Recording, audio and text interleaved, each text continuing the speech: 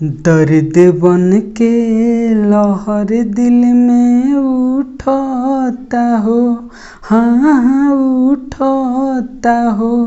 रोज लोरवे से तकिया भिजावतनी,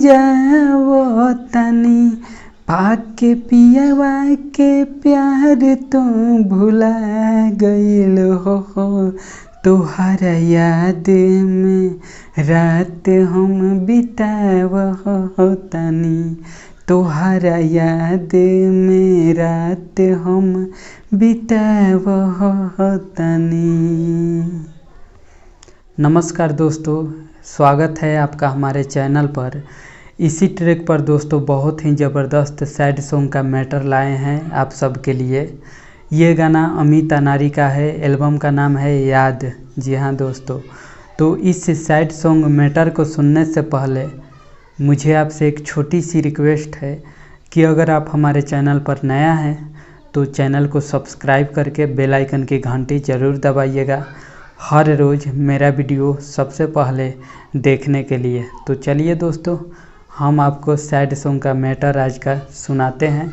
आप लोग कमेंट करके बताइएगा कि कैसा लगा। तो चलिए सुना जाए सैड सॉन्ग मैटर।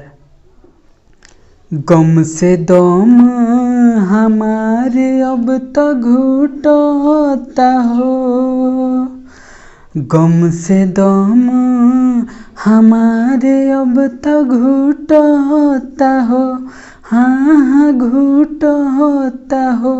दर्द दिलवा के कसहूँ छुपावतनी, प्यार कह के दिल हमारे तोड़ देल हो। तोहरा याद में छूट गइल खाना पानी, तोहरा याद में छूट गइल खाना पानी।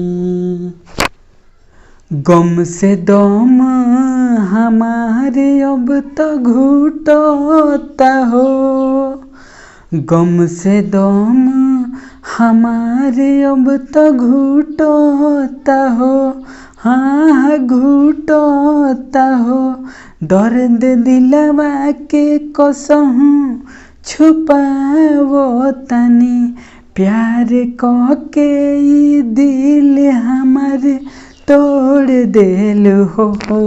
तोहरा याद में छूट गइल खाना पानी, तोहरा याद में छूट गइल खाना पानी।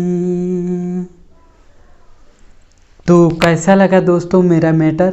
आप सब कमेंट करके ज़रूर बताइएगा और वीडियो को लाइक ज़रूर कीजिएगा दोस्तों।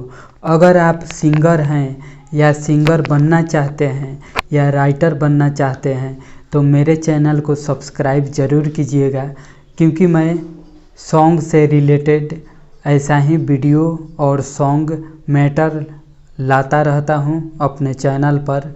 हर रोज़ नया नया एक से बढ़कर एक मार्केट में बजने वाला। तो मिलते हैं दोस्तों अगले वीडियो में नए हिट गीत के साथ।